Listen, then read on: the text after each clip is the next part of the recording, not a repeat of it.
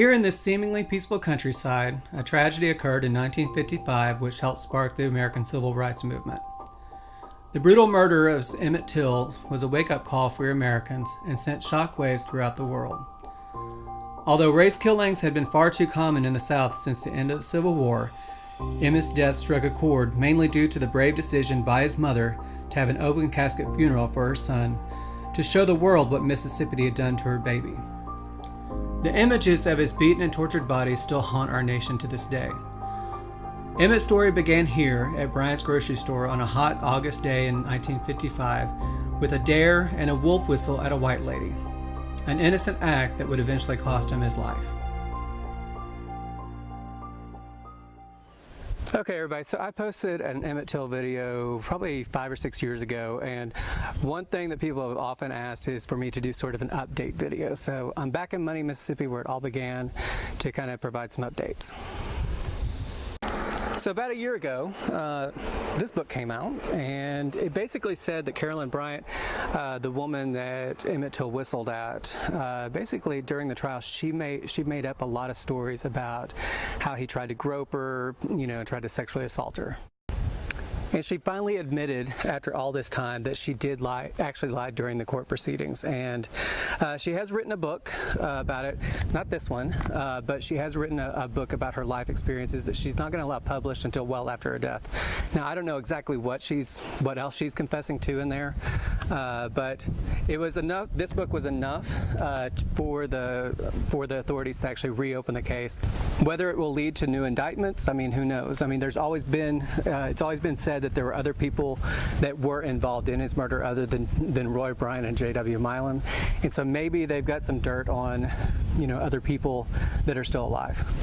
But what's kind of crazy about this whole story is the fact that it does keep re-emerging every few years. So I'll be really interested to see sort of where this new investigation goes. It's back around 2005 with the release of a documentary called The Untold Story of Emmett Till. They did reopen the case. They actually exhumed Emmett Till's body from his grave around Chicago, and did a new autopsy on it to, I guess, try to determine whether that was him or not. But when it all came to an end, they basically decided not to file any charges, and basically the case was dropped.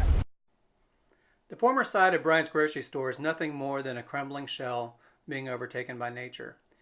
There had been efforts to buy the property and restore it as a museum to Till's legacy and the Civil Rights Movement, but in a strange twist of fate, the property is now owned by the descendants of one of the Till jury members who found Bryant and Milam not guilty.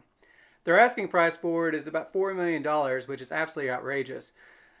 But I guess it's better than the original asking price, which was $40 million about 10 years ago. The estimated actual worth of the property in the surrounding area is really only about $20,000. As it stands now, it's highly unlikely that the site will be anything but a crumbling mass.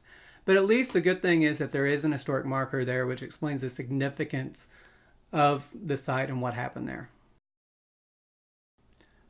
On August 31st, 1955, 3 days after having been abducted, Emmett Till's body was found by a local fisherman here along the banks of the Tallahatchie River. His body had been weighed down by a 75-pound cotton gin fan, which had been attached to his neck by barbed wire. His badly beaten and decomposing body could only be identified by his father's ring, which he wore on his finger. The local authorities wanted to have an immediate burial in Mississippi so as to hide the evidence and the crime, but Emmett's mother demanded that the body be returned to her in Chicago. Sadly, the historic markers have been vandalized almost as quickly as they've been put up. The first one was ripped out of the ground and thrown in the river, and the second was shot at to the point of being almost illegible. This new one was shot at within just 5 weeks of being installed. The trial was held for Milam and Bryant in Sumner, Mississippi, just a few weeks after Till's murder. It became a huge media event with reporters and spectators flooding into the tiny town. The defense repeatedly argued that the body that was found in the river could not clearly be identified as Emmett Till. In their closing arguments, they looked at the all-white jury and said, "Your forefathers were turned over in their graves if you vote to convict." It took just about an hour to find the men not guilty. Well, everyone, I appreciate y'all watching this video, this update to the previous Emmett Till video.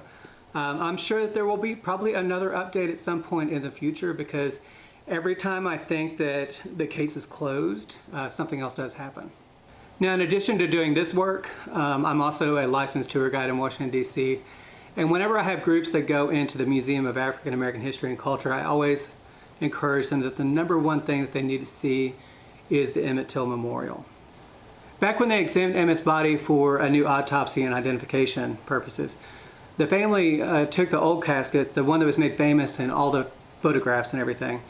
They took that casket and they wanted to have it donated to a museum, hopefully an official Emmett Till museum. But then the Smithsonian Institution expressed some interest, and so they officially donated it to the Smithsonian, and it became part of a really moving exhibit within the museum. Feel free to subscribe to my channel and check out my other videos. And as always, I like to include a lot of links in the description if you want to learn more about Emmett's story and the history. But until then, thank you all for watching, and I'll see y'all later. Take care.